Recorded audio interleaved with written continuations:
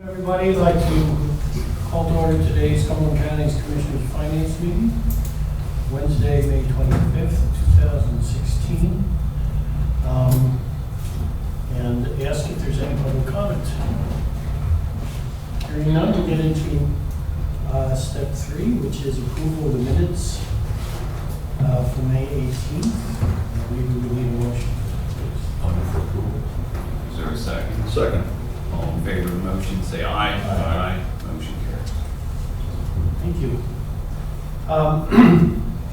The finance meeting are designed to take a look at the ongoing tension between county's costs and revenues. We've focused a lot on costs, but today I think we're going to have something that very much impacts the whole concept of revenues.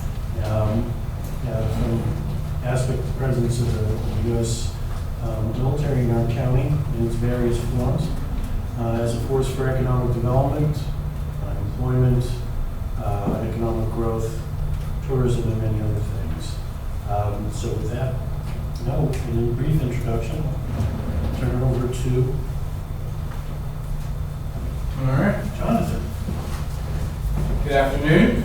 We have new copies. We have just a few updates. Passing around, so you're looking at the most accurate Thank you, sir. version. Before we get started, we do have several guests with us who are part of our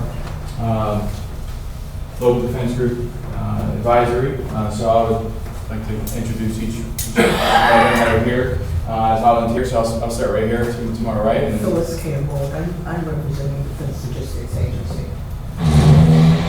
And I'm George Connolly, and I have the same job with the Navy Support Activity Mechanics. Buck Swisher, volunteer. Neil Delasanti, Commissioner representing Carl Barracks. Jamie Keener, volunteer. Al Beanstalk, volunteer. then you know Shireen. Michelle Beerxer. And Joe. So as Larry alluded to, and as you all pretty much know the history behind the local defense group and why it was formed and its purpose and the importance of military here in South Central Pennsylvania, but more importantly for us here in Cumberland County with 3 military installations that we have here in our immediate area. So the first slide is just the mission of the local defense group, which is basically to enhance military value and advocacy for all 3 installations.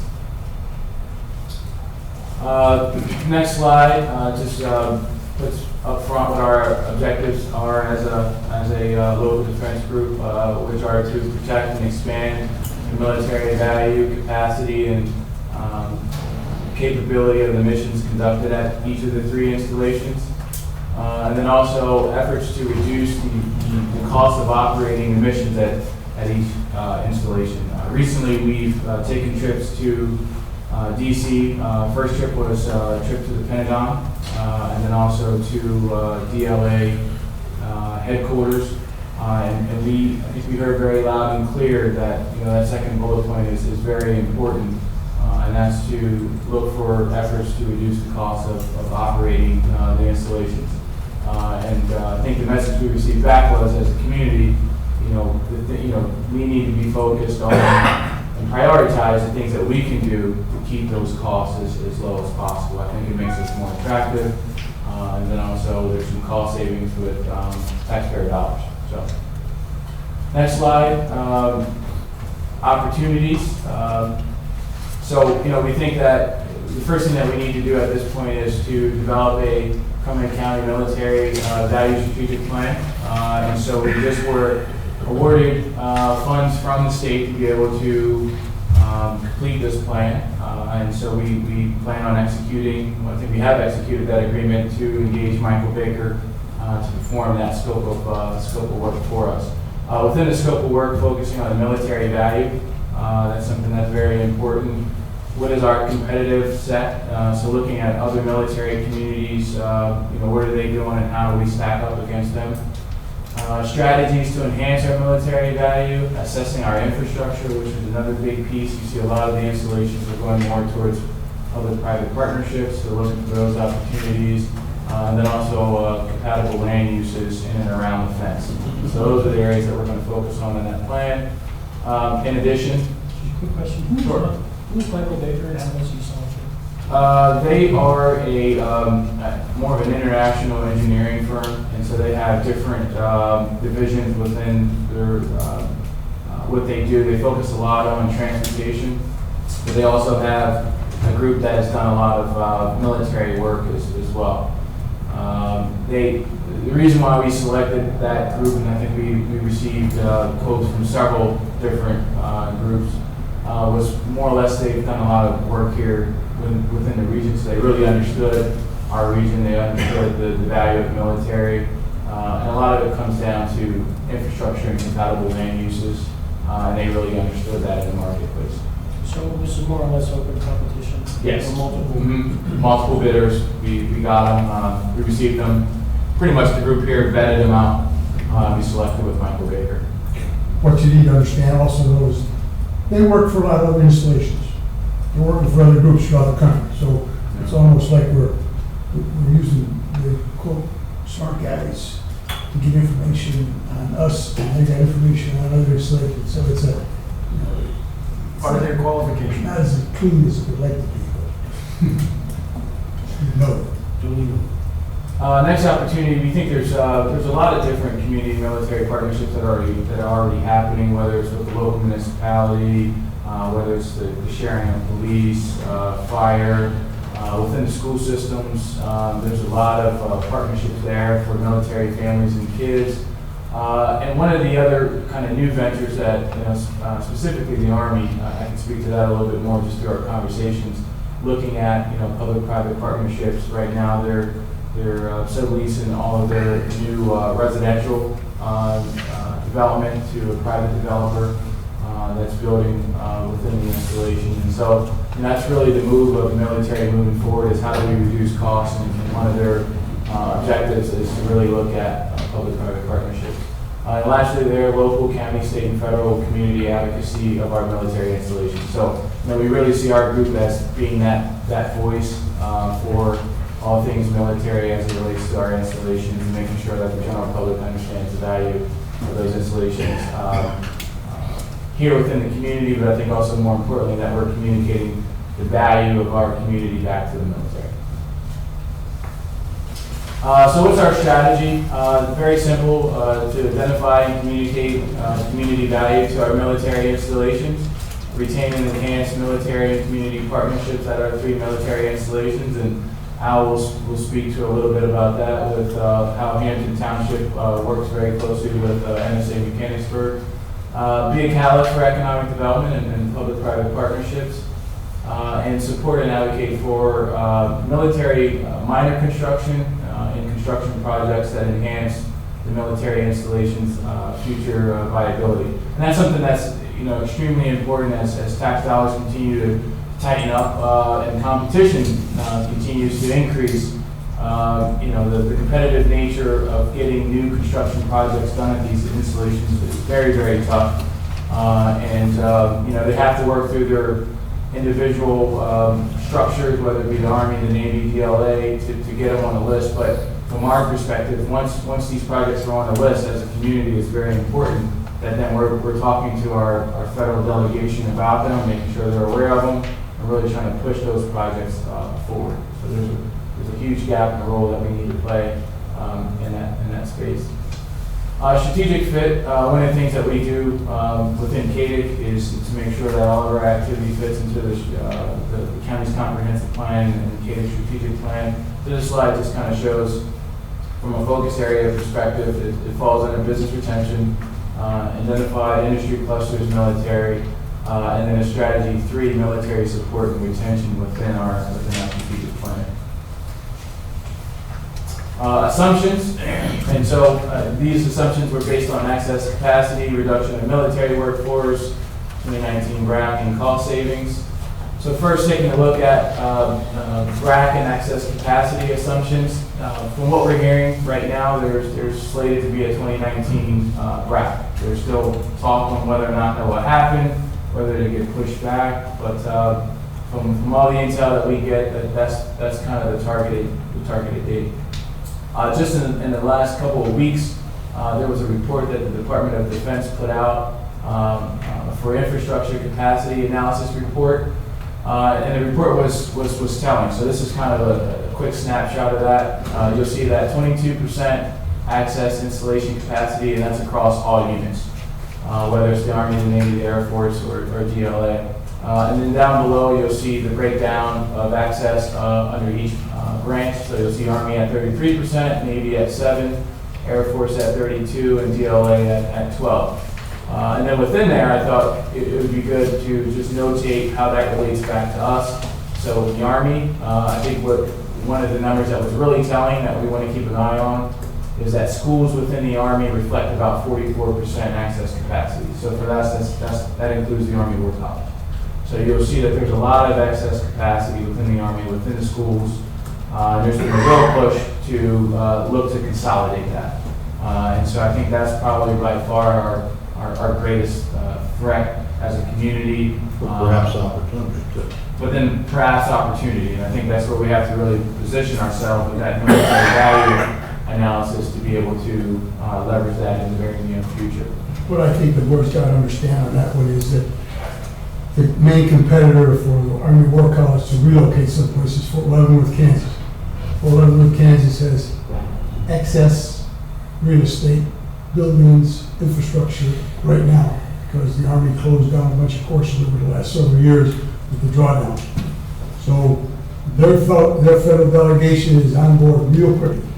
Before publication was even hit the press, Senator Stevens had an article in that military publication about how he wants to grow the Fort Leavenworth, Kansas to the premier educational institution of the United States Army.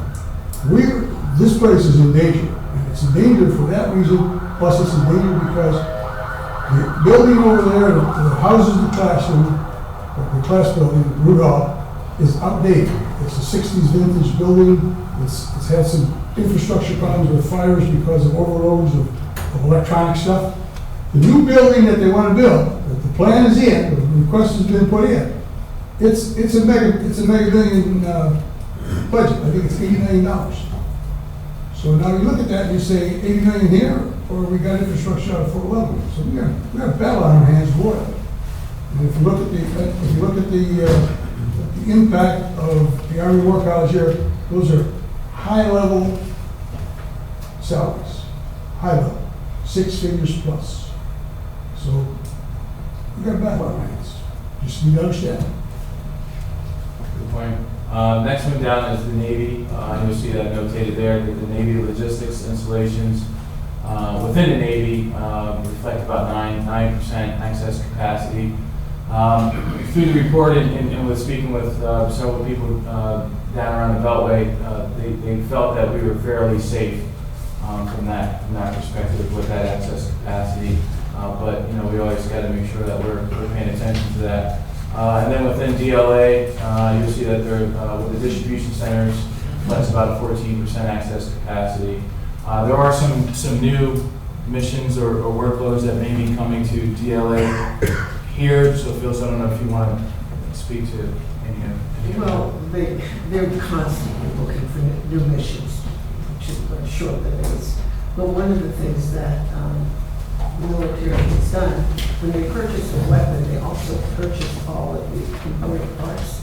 And then that contractor will keep those parts off-site, maybe sometimes 10, 12 miles from the base. So what the DLA is trying to do is bring all of those parts back into the military system. So that means that they would be able to use some of that excess capacity. And I think, of course, it saves money because we don't have that duplicate inventory. DLA is more responsive as a guy receiving end of this stuff. DLA is a hell of a lot more responsive than a contractor. Yes. A hell of a lot more responsive. Would the military have to build additional warehousing capacity to handle it? No, that's what we're saying, is that within DLA, because aside from the warehouses they have here, they're located overseas and in 19 states. So they go through positioning algorithms that position the material close to the customer and also considering what transportation is involved. So, I mean, it could be here and some of them could go in other locations. And one of the things about DLA I think is important, if you haven't been on the base recently, they are in the process of finalizing the construction of the new headquarters building, and that was supposed to be like a $80, $90 million, $93 million project. It's a gorgeous building from the outside. I think you've seen some of the inside, but I think it's looking at opening up later this fall. So we'll make sure that you're aware of that when that happens. Just some other assumptions you'll see here. This slide really focuses on the strong decreases in active military personnel. So you'll see from looking at from 2009 to 2019, the trajectory within each branch as far as the level of active duty. And you'll see at each level it is going down. Marine is not so much, but some of the other categories, you'll see the steep decline in active military across all branches. BRAC savings, so looking at the 98, 91, 93, 95, and 2005 BRAC, according to the DOD report, that resulted in about $12.5 billion of annual reoccurring cost savings. So that's a pretty huge number that the military, and from our time down there, they really toot the horn on that. What they're projecting with the future BRAC, potentially in 2019, could produce about a $2 billion annual reoccurring cost savings. And so this has really, been the driver for, why there's a continued push for a future BRAC is to look at that continual cost savings and seeing if they can be able to capture some of that cost. One of the things that I've seen that has been debated is, anytime you go through, especially a closing of an installation, a lot of the environmental issues that you may have and cleanup and remediation. And so it's been somewhat challenged as to how real some of these cost savings are once you do calculate the cost that it takes to remediate and clean up some of these sites. But based on the study, here's the numbers that they provided for us. Many people question those numbers as to the full savings. So Yeah. I believe to be overstated, as is that $2 million. It's not a lot. Yeah. That's why Congress is resisting this also, in addition to their not lose anything from their districts. There's some serious questions on how much the Department of Defense has saved with BRAC. Next slide, I think this slide is very telling. You'll see on the left-hand column here, kind of the funding from the state level of the Commonwealth and then competitive states as well. So you'll see here within the Commonwealth in the 15-16 budget, it was $400,000 allocated towards BRAC. In the 16-17 budget, the governor has proposed $798,000 for BRAC. You'll see on the right-hand side some of the competitive states and data that we've been able to get with working with folks. You'll see Texas with $30 million in funding towards base improvements and enhancements. The state of Maryland recently did a $93 million project, transportation construction project to alleviate some congestion outside of Fort Meade, which then in return, one of the things that's not in this slide, and I don't have the exact numbers, but in return for this investment, they were able to attract a pretty substantial mission and workload. And I can't remember exactly what it was, but I remember when we were driving, they kind of told us the number, but it was staggering to see what the state of Maryland got in return for this $93 million investment. It was tenfold that investment that was made as far as additional jobs and investment that was poured into the state of Maryland with these transportation projects. State of Massachusetts issued a $177 million bond for projects across the state at the 6 military installations that they have. To continue it, you'll see in Nebraska they put about $13 million up, Connecticut about $40 million up on a few, and then Alabama did $10 million in transportation and roughly about $5 million for new homes for senior management at one of their installations. So Jonathan, is the implication here, like with the I-81 interchanges, if we make them heavy industry suitable, that investment would come? Okay. Investment from expansion of I-81. We've talked about the on and off ramps at 47 and 48. I mean, these are all things that, when we were down in DC that were brought up. One of the things that was brought up by the Deputy Secretary who oversees installations was access onto the installation off of Claremont and some of the troubles there. So it was telling for the top official in the Army to really hone in on that transportation issue. And so I think the more that we can do as a community to push some of these projects along. Another issue was, flying into Carlisle Airport right now with most of their jets, they cannot. The runway's not long enough. So those are some transportation related projects. You look at NSA, Carlisle Pike, there's a lot of congestion there. How do you get folks off of 581 onto the installation maybe a little bit more easy than what currently exists today, especially if you're trying to get off there at 4:30, 5 o'clock on Monday through Friday. Good luck with that. So those are some of the things that we'll be taking a look at right now. Especially with NSA and Hampton Township, they're currently working on a joint land use study, looking at some of the transportation issues in and around that particular installation.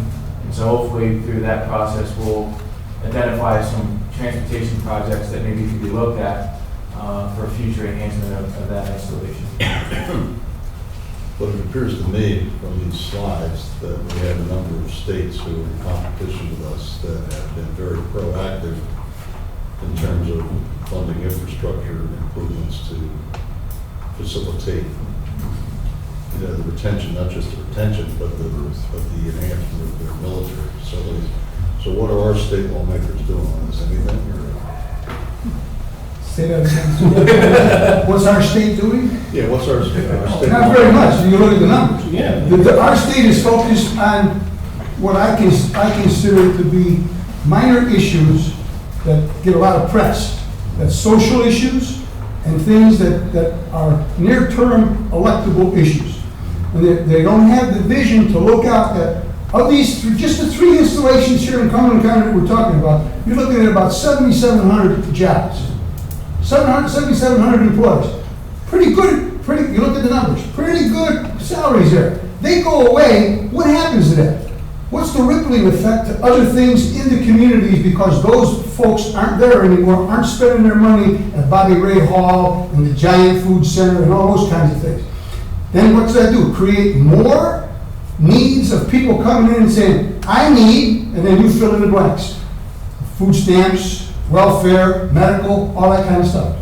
So we can't get people to raise their gun sights up, down the road in the legislature. They're still screwing around with last year's budget. Need I say more? Well, and I raised that for a couple of points. First of all, that our state's fiscal situation is not that good in terms of being able to bond finance projects right now. The credit rating of the state is not very well because they don't have a structurally balanced budget. Okay. So that's one of the things that needs to be fixed, but these are all opportunities that potentially we're going to miss. I know they used to have periodically, they would have capital budget bills. I'm not sure when the next one is going to come up in the legislature, but certainly this is something that should be on the front burner for all of our legislators. If you look at the track record of Pennsylvania with regard to BRAC, it's abysmal. It's abysmal. We finally got the legislature to establish a commission and codify it. Heretofore, it was just an ad hoc committee that ramped up when BRAC was announced. The horse was already left the starting gate, and we're trying to catch up. So I take exception with we got a fiscal problem.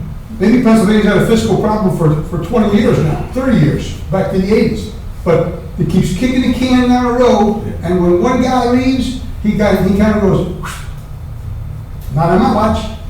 Yeah, my point, Neil, is that we are not in a very good situation today in the state to essentially finance debt, okay? Because of the structural budget deficit. Jim, I think But my point is, if we may be bad today, we don't fund this, we're unsuccessful with this, it's gonna get worse. Jim, if we go back to 1995, BRAC, the state of Pennsylvania has bled 16,000 defense jobs. And right there, Redstone Arsons, they could eat up Leather County, which has over 400 people who work up there, living income in the county. And that's where Texas is coming from. Texas is, Red River and Leonard County are in direct competition. Well, actually, they were supposed to close the one in Texas and move everybody to Letterkenny. That was from several years ago, and it hasn't It happened. never happened. There goes my comment about the savings that didn't take place because Also, I was on the other side of that then, and they have a very strong delegation to fund that, extremely strong. So that's why we didn't close. Well, there's a need, again, legislators ought to be able to chew gum and walk at the same time, or walk and chew gum at the same time. They need to, pass the budget on time, that would be nice, okay? But in addition to that, there's other priorities, and this certainly should be one of their priorities. And again, I'm not pointing fingers at any one party, I'm saying all of them together, because this is important to our economy. Not just here in central Pennsylvania, but throughout the state. Yeah, we're going to meet with our state delegation on June 13th, still trying to hone in on a date, but if any of the three of you would like to join, you're more than welcome. So once we get scheduled, we'll make sure you get a copy of it. But our message is really going to be this slide right here, and getting our delegation on board with first trying to get a separate line item for RAC, which there currently is not right now. It's currently buried within DCED. And then secondly, we're going to need to beef that line item up. And Jim, to your point, I think with the capital budget, there hasn't been any openings of that, but I think that would be another really good opportunity to see if we can get some of these capital projects done. Jonathan? Every so often, the legislature passes a wish list of billions of dollars of authorized projects, but it always comes down to, so what's the financing going to be? Where's the financing going to come Where are you from? going to come, yeah. The last one they did, they floated a bond, and that was 3 years ago. They haven't done anything since. Jonathan, it'd be one thing if Pennsylvania was a couple million behind. Yeah. We're behind by a factor of 10, 20, 30, 40, 50. Realistically, how much of that, assuming that spending would produce the desired results, how realistic is it to think, or how much of that gap do you think we could actually put to the state? It's almost a rhetorical question.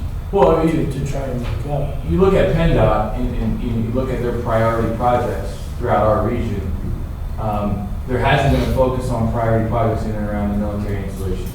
They've focused on the 83 split.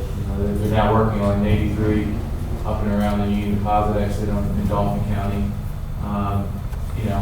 It's just getting them to focus on, with the limited resources that they do have, are they taking into account or where our military installations are, and making sure that infrastructure is in place there. So I think some of it's going to be new money, but I think some of it is kind of refocusing money that's already flowing through that maybe isn't flowing through to the proper places. So I think as a county, if we can get behind certain projects, and that's hopefully what Mike Baker will help us do, then forward we can really push with PennDOT and with the state to maybe focus in on some of these areas and make a push and more of a valid kind of argument for to prioritize the projects a little bit better. Jonathan, if I can just add a couple of things on that. One, we know we're not going to meet the dollar levels of some of the other states that are our competitors. But we are trying to get our legislators, as Jonathan said, we have a meeting coming up. We've met with the congressional delegation for Cumberland and York counties, as well as a couple of other key members of Congress who head up committees that are really important to us, who are from not Cumberland and York, but surrounding counties, to get their ears and hopefully get them on board.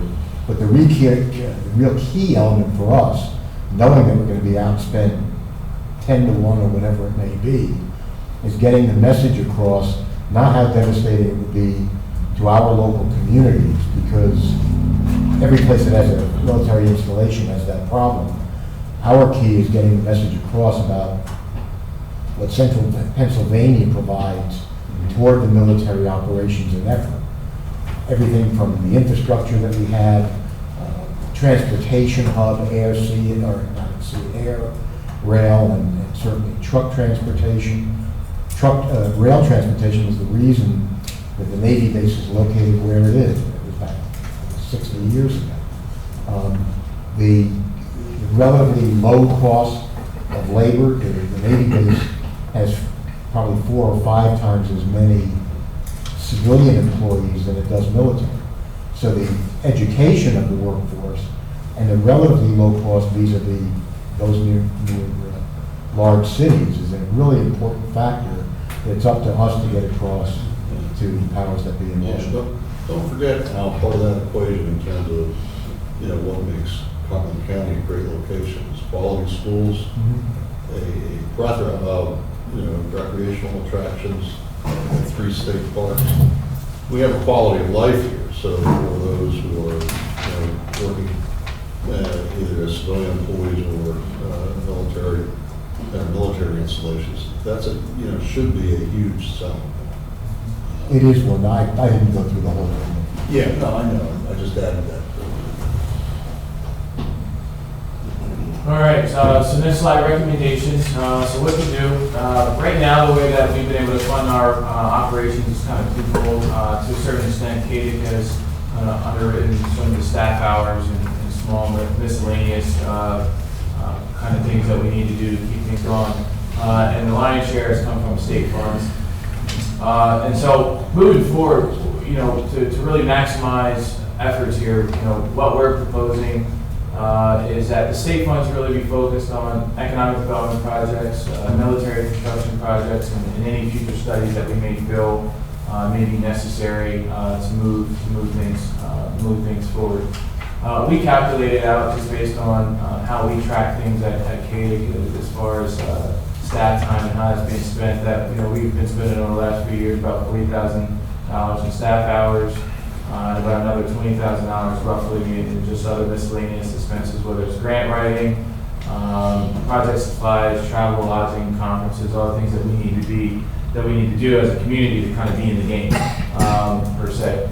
And then also, you see here with our great support of our volunteers, we calculated how many we usually get at each event. We kind of multiplied that out, so we think that's about 400 hours of volunteer time that we get from our community leaders and support that they give towards our efforts too. So our ask today is not only to brief you on where we're at and where we're headed, but then also to make a financial request of $50,000.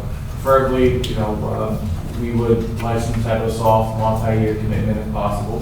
We know that can be challenging, but that's what the ask is, and it's for military-related activities to really help cover the KDIC staff costs. So again, therefore, when we do get state money in, that all that money is going right back into more of the programming side of things as it relates to projects and construction projects, and our focus in DC and also in Harrisburg to move things forward.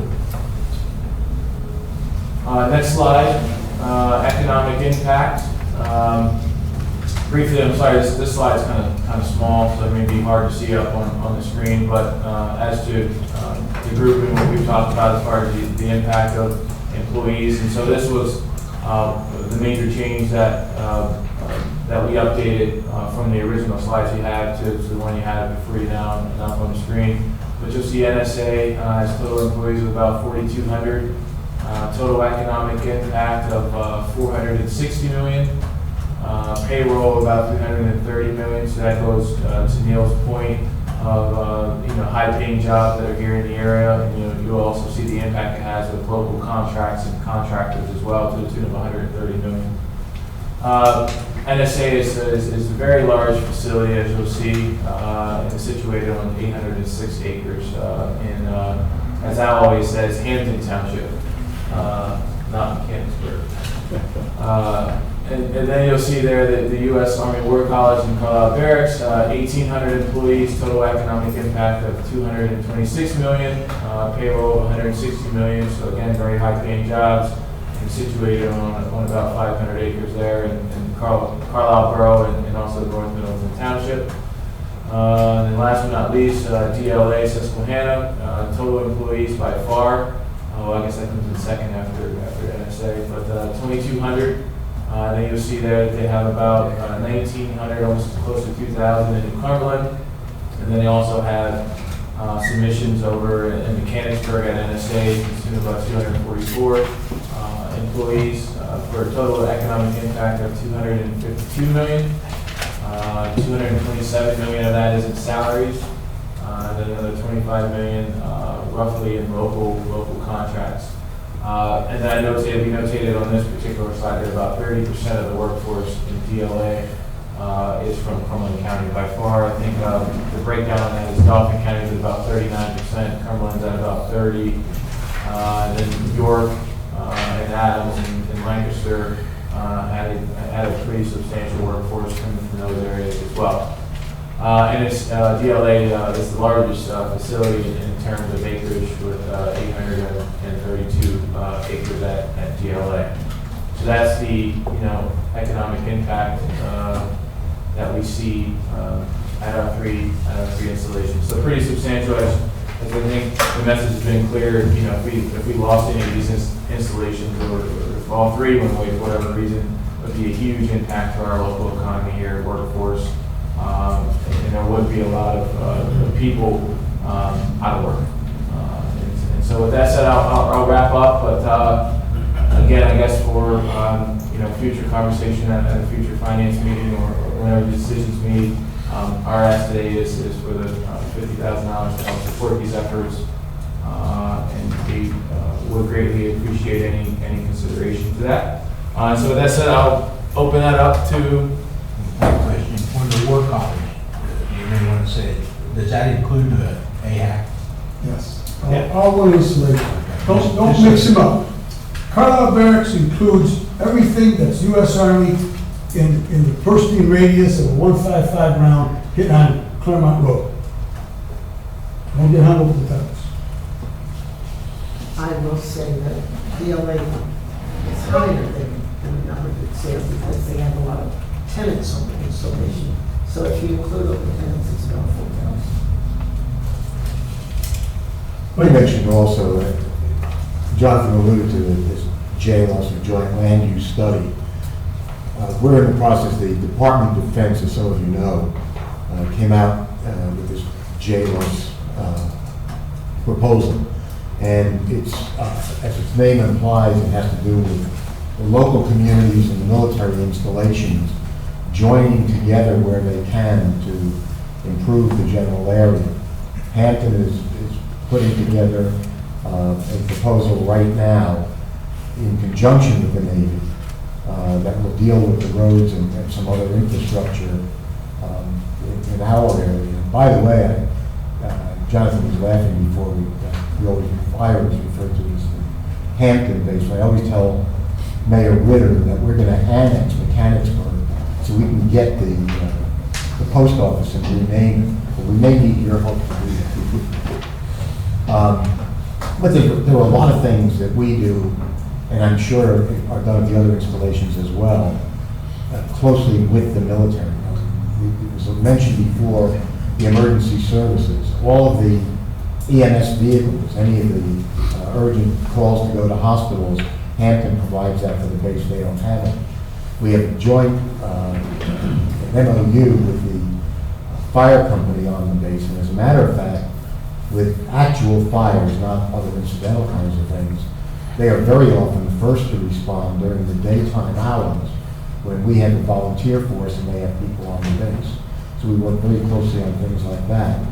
our police force is constrained because some of the federal regulations right now won't allow our police force or any other local ones to go on the base in emergency situations. We've talked with people down in Washington about possibly getting that changed. Right now, Hampton cops, for example, and Mechanicsburg cops can guard the perimeter if there's an incident on base, if there's a live shooting incident, whatever, but we can't go in. So there are a lot of things that we do, working very, very closely with them, and stormwater is one of the big issues. Also on the joint land use studies, one of the things that we're trying to do is leverage as many dollars as we can. And those joint land use studies are funded at 90% by the DOD and 10% locally. So again, we're getting studies like Al said, with Hampton, it's primarily going to be transportation and stormwater related issues that are affected by the base and or the traffic that's entering the base. So again, that's a study that's going to be funded by the DOD that we're only going to have to pay 10% locally. Same thing at New Cumberland. When we met with the folks down there, they're talking about access issues where they have trucks that come in. Sometimes they don't go the right way to access the base. They get in and mess up traffic in New Cumberland. So that's probably going to be the focus in some of the utilities there as well. And we've been told that on these JLOS grants, it's far less competitive in terms of outside entities for money. When we go for state grants, there's a million enterprises that are looking and have the potential of getting that money. Through this JLOS program, those of us who are participants in it, there's a far greater likelihood if it clears at the local level that the funding will be. Now, just to put this in perspective, prior to about 3 years ago, we didn't have any local defense group organization. Everything was ad hoc. Since Koenig has come on board, Jonathan has picked up the mantle as the head of this thing, working with his staff and volunteers and the commissioners. We've got these 3 installations working synergistically to make our best impression in this arena. We've gotten some good kudos from the commission for the efforts that we've done. Got a lot more work to do. So the request for funding support is to take some of the burden off of CADIT, stretching their budget to do the things that they've been asked to do and are doing very, very capably for the local defense group. A lot of dividends, I believe, can be reaped from this, but we just need to have some kind of support to help them stretch their assets even further than they are.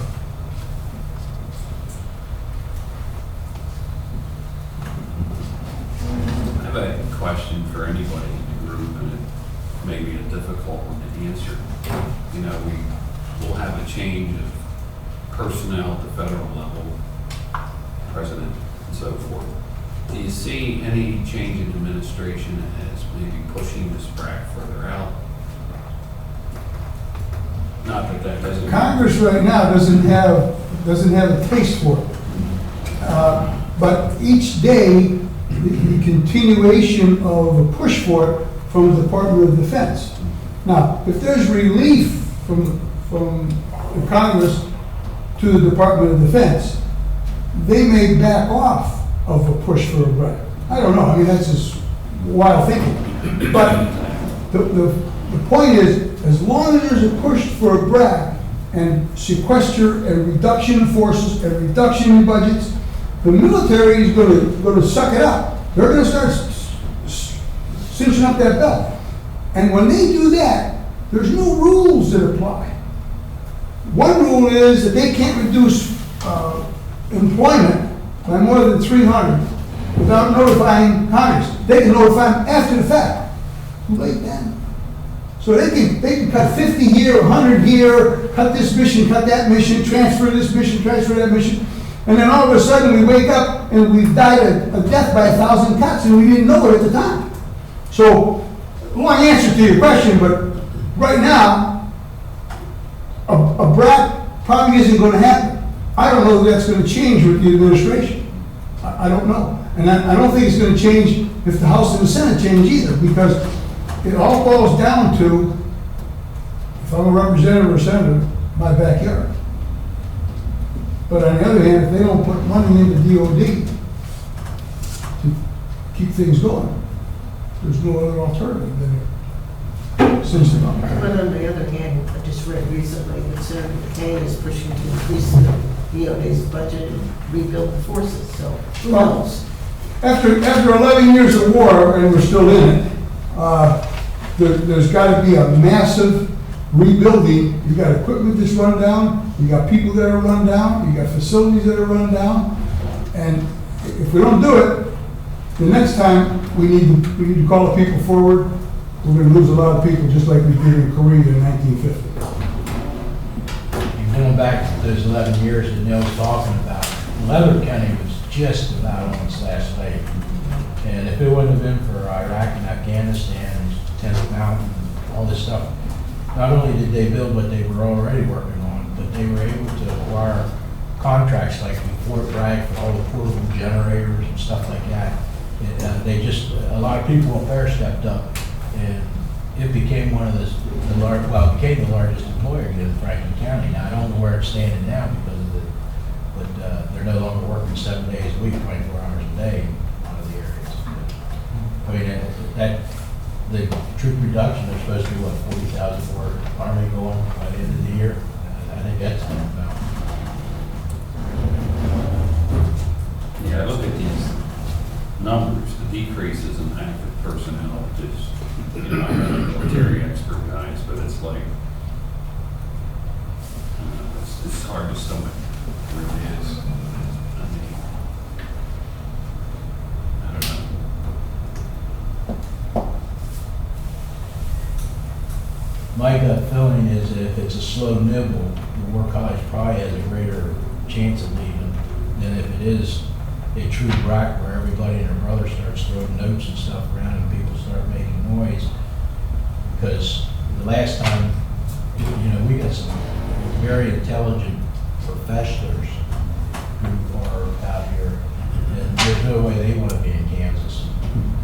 If you're one of the 80 international students, why would you want to be in Kansas? I mean, And that's going up over, that's going to be up over 100 pretty soon. The amount of, you're right now, if you're an international student and you want to visit somebody in your country, you can drive to Washington, D.C. in a couple hours, visit the embassy person and come back here. If you're in Kansas, how do you do that? Took your red shoes. They're not statistic numbers. That's the same thing.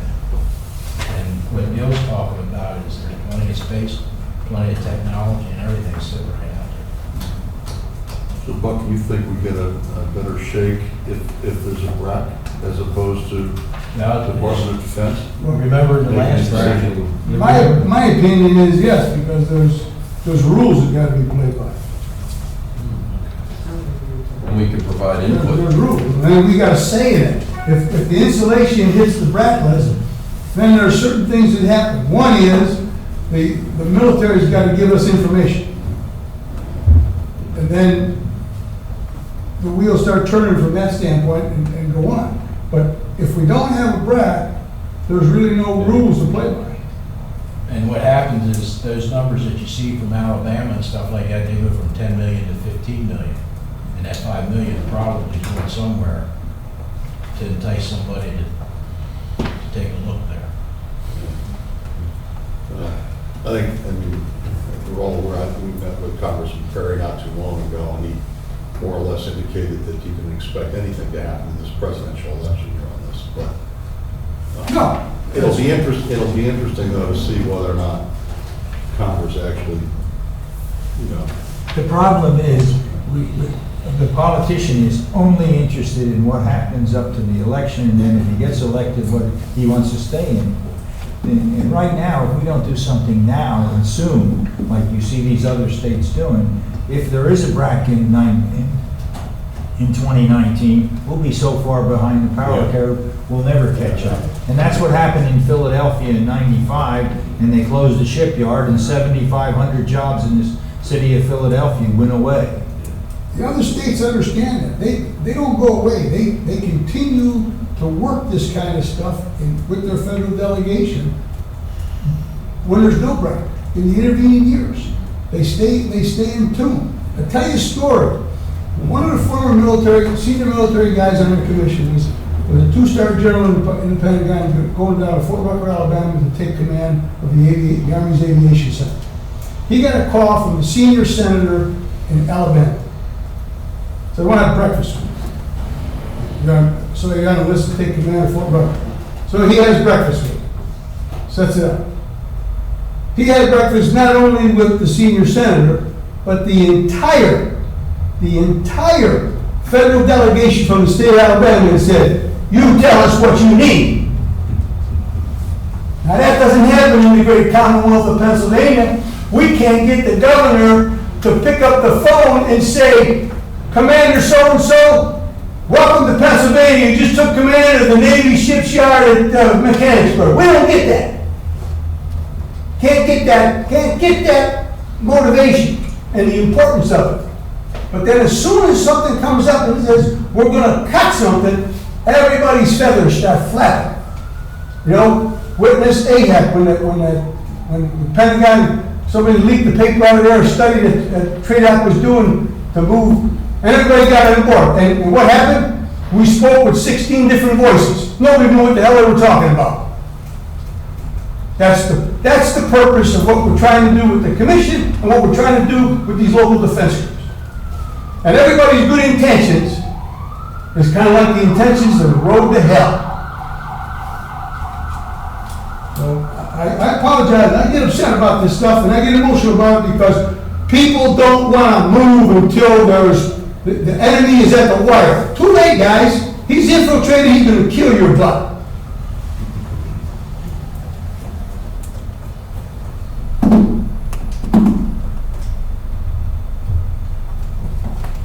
So we will patiently await your answer as to whether we do. Neil, first of all, you don't have to apologize. My big concern, and this is me personally, is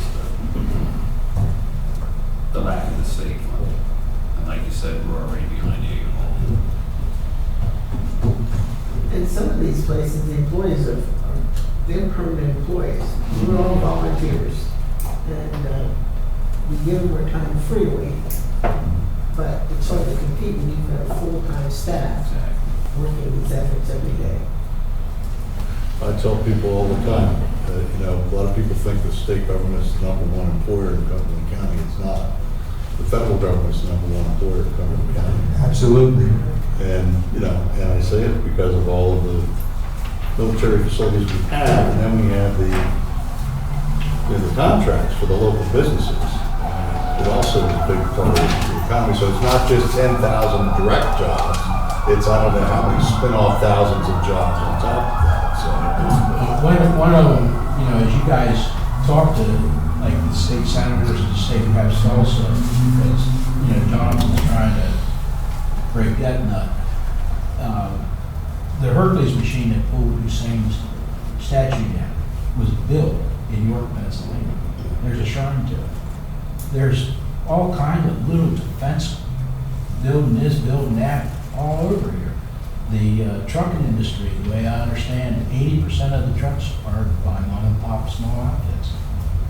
And, so we're not just talking military here. I mean, this is just, this is big time stuff.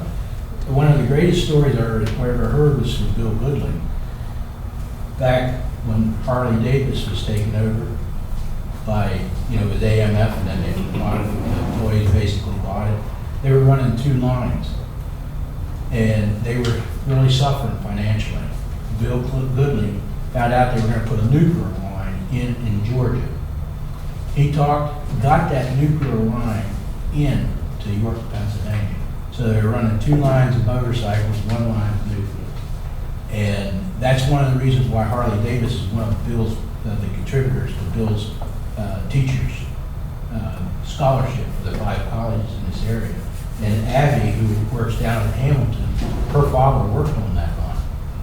But that's what, you know, I mean, there it saved Harley Davis. I mean, we've got so many things we could throw out and get other states to realize, hey, we should be the ones that are paying $10 million to keep everything active here, because it's probably well worth the money. Because look what Harley's brought to the area.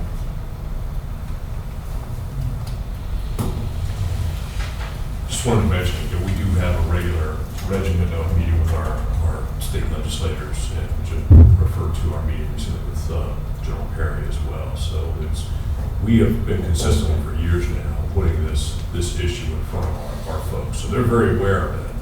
I assume they're waiting for some leadership from the executive branch or from their party leaders or whatever, but I mean, they've been well briefed in this, and your group actually, I noticed extensive outreach as well. So we seem to have the first layer of preparation done, but it is hard to sometimes digest the fact that we've been around this track before. There should be a lot of lessons learned, and it's a little frustrating because from those lessons learned, it seems like we should be a lot more together than what we are. So we feel we're kind of as a board, this board and the previous board have been pretty consistently touting the need to our legislative delegation. So we just need to get some of the folks who really call the shots over there to pay attention as well.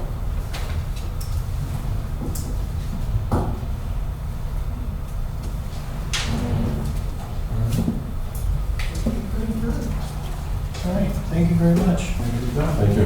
Thank you, folks. Presentation.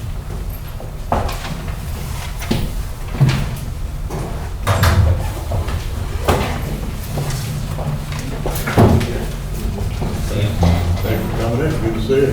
Place 17,